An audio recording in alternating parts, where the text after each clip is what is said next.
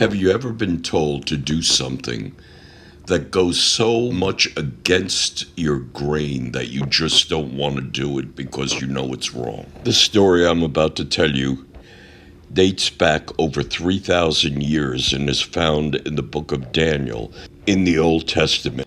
God's children, the children of Israel, had become very worldly and abandoned the worship of the true and living God. The Israelites were taken into captivity by the Babylonians.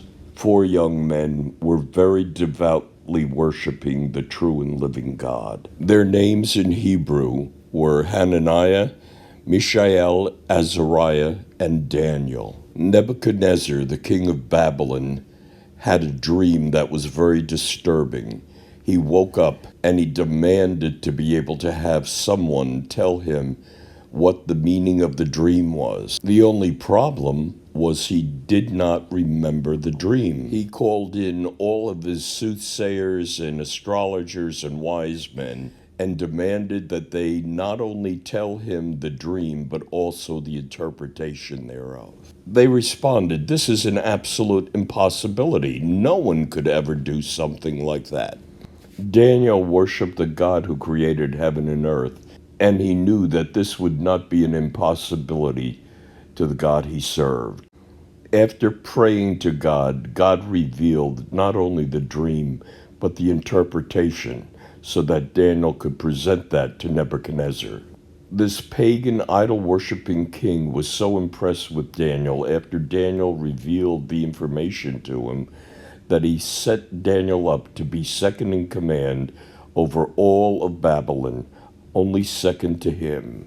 All the other wise men and sorcerers looked like fools, and they were very jealous.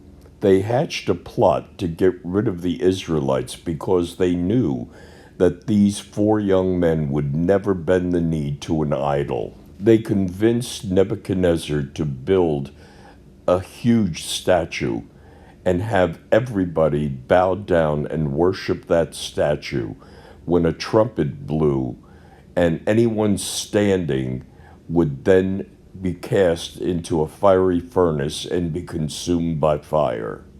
At the time that this event took place, Daniel was not in Babylon, he was in the provinces. But the sorcerers and prognosticators determined it would be better to get 3 out of the 4 than not to get any of them, to have them killed. And when the trumpets blew, all of Babylon bowed down before the image except for these 3 young men. Nebuchadnezzar became irate when he saw these 3 individuals still standing, and he ordered that the furnace be stoked 7 times hotter and have the men cast into the fiery furnace.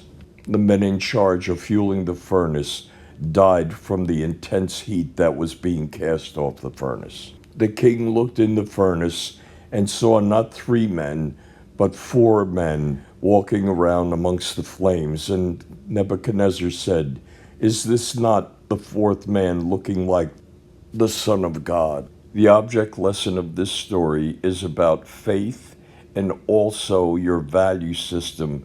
At what point will you not allow yourself to cross over and go beyond that which you know is right? Do you know the line in the sand that you will not cross over in your own life?